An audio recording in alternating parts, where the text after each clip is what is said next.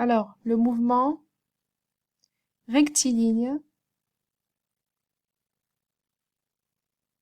uniformément varié. On va le noter, mouvement MVT, uniforme U, varié. D'accord? Comme symbole, quoi. Alors, comment on va distinguer notre mouvement uniformément varié? Donc, tout d'abord, c'est un mouvement rectiligne. Donc, sa trajectoire est une droite. Uniformément varié, on va voir la condition pour dire que ce mouvement est rectiligne uniformément varié. Eh ben, parce que l'accélération de ce mouvement ou ce mobile qui a ce type de mouvement est constante. Donc, c'est-à-dire, elle garde la même valeur à tout instant. A est égal à une constante. Disons, par exemple, c'est égal à 2 mètres secondes moins 2. D'accord? Donc, comment on peut écrire l'équation de la vitesse? Donc, la vitesse, par définition, c'est la primitive de notre accélération fois dt. Et donc, c'est égal à AT plus une constante qui est V0, qui est la vitesse à t égale à 0. N'oublions pas que notre équation de vitesse, c'est en fonction du temps. Donc, si jamais ils vont nous dire que AT égale à 0, le mobile a une vitesse initiale qui est égale à, disons, moins 3 mètres secondes moins 1, et ben, comme ça, on peut écrire notre vitesse ou équation de vitesse qui est 2t moins 3. D'accord? Donc, maintenant, on va conclure la loi horaire de ce mouvement. La loi horaire ou l'équation horaire, ça va être par définition, les gars, c'est la primitive de notre vitesse dt qui est égale à la primitive de tout ça. Ça sera par définition un demi AT plus la primitive de V0, ça sera V0t plus une constante qui est x à l'instant 0.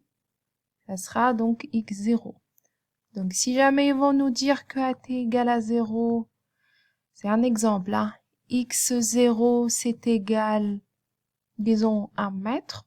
Donc, on va essayer de tout remplacer. Donc, l'accélération ici, dans notre exemple, c'est égal à 2 mètres secondes moins 2. Donc, ça sera 2 sur 2, 1. Donc, pardon, ici, c'est au carré, hein. T au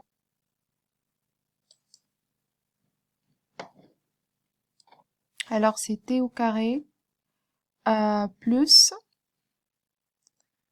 on peut au moins 3t plus 1. Ici, c'est x de t, notre loi horaire, hein. Alors, la question qui va se poser par la suite, est-ce que notre mouvement contient des phases ou pas? Et si jamais il contient des phases, il faut donc conclure quel type, chaque phase de quel type, quoi, quel type de mouvement. Donc on va essayer de savoir à quel instant notre vitesse est nulle, v de t égale à 0. Donc on va supposer que v de t égale à 0 pour savoir si jamais il y a un changement de signe de notre vitesse, pour savoir s'il y en a deux phases ou une seule phase. Donc on aura 2t moins 3 égale à 0. Donc ça veut dire que 2t égale à 3 et t égale à 3 sur 2 qui est égal à 1,5 secondes.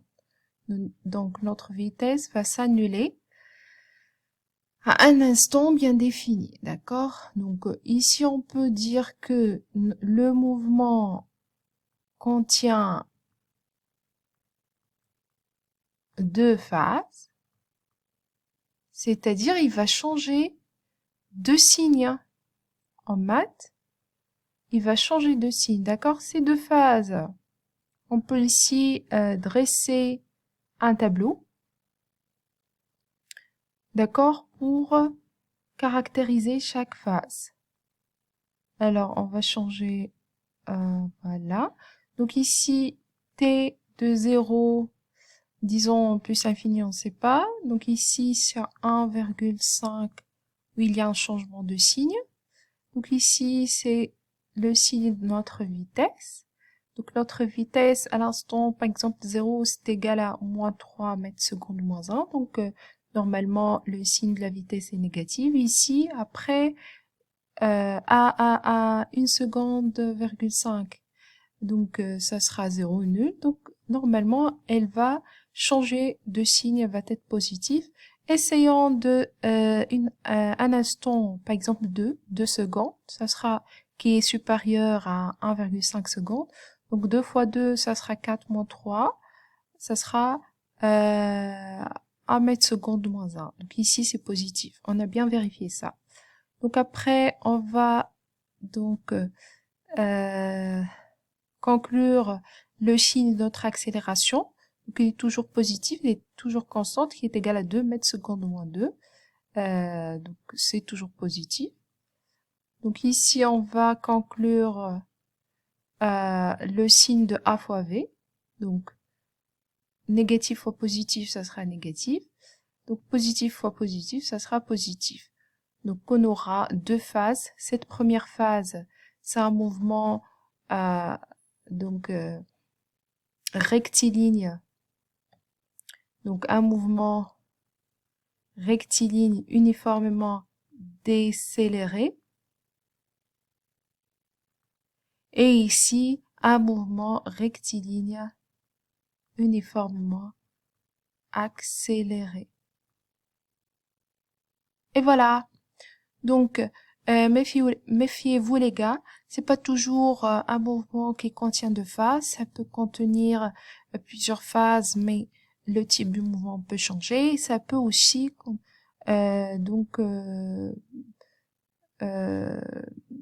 ça peut être un mouvement rectiligne uniformément varié, soit accéléré ou décéléré, et ne change pas de signe produit, d'accord? Donc, si jamais notre vitesse ne s'annule jamais, et de t, par exemple, si jamais notre vitesse est égale à 2t plus 3, on va essayer de conclure quand est-ce que v égale à 0. v de t égale à 0. Ça sera par exemple t égale à moins 1,5 secondes, ce qui est impossible. D'accord? Parce que le temps est toujours positif. Donc, on peut dire que notre vitesse est toujours positive. Donc, si jamais notre vitesse est toujours positive, donc le produit est toujours positif, donc on va avoir donc un mouvement rectiligne toujours accéléré. Voilà.